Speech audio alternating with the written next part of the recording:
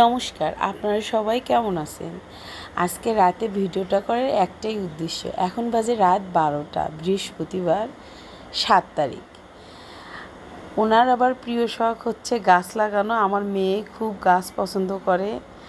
এই গাছগুলো এনেছে সুদূর সিরাজগঞ্জ থেকে। এখন সপ্তাহে শুক্রবার এবং শনিবার ছুটির দিনে সে গাছের পরিচর্যা করে। আমার মেয়ে যতই কান্না করুক না কেন, বারান্দায় নিয়ে এসে গাছ দেখালে সে অনেক খুশি। এজন্যই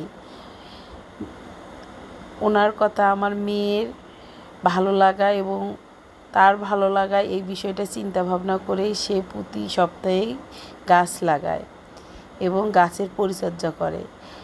আর চিন্তা করলো এত রাতে যদি গাছগুলো না লাগাই সকালবেলা নষ্ট হয়ে যাবে।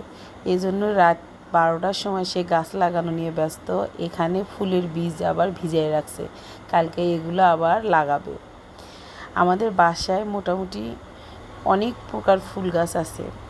আর একটা বিষয় লক্ষ্য করলাম সেই দিন ফেসবুকে দেখেন এত রাতে গাছ পরিচর্যা করতেছে।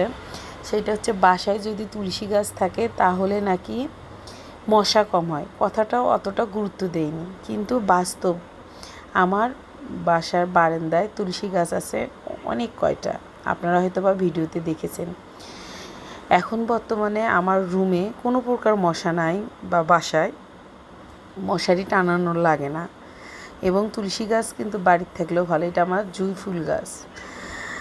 কারণ তুলসী গাছ থাকলে বাচ্চার সর্দি কাশি হলে ওষুধের প্রয়োজন হয় না, মশা মাছি থাকে না, আবার পূজাও করা যায়। এজন্য আমার মতে প্রতিটি বাসায় তুলসী গাছ থাকা ভালো। আমাদের বাসায় প্রায় 10-12 ধরনের ফুল গাছ আছে, তুলসী গাছ আছে। এখন বারান্দায় আসলে যতই মন খারাপ হোক, এগুলো দেখলেই আসলে মন ভালো হয়ে যায়। জানি না কার কেমন লাগবে ভিডিওটা, তবে আমার খুব ভালো লাগে এই গাছের ভিডিও করতে। আমি চেষ্টা করি সকাল বা রাতে বারান্দায় এসে ভিডিও বা ছবি তুলতে। আর আমার স্বামীর শখ হচ্ছে গাছ লাগানো।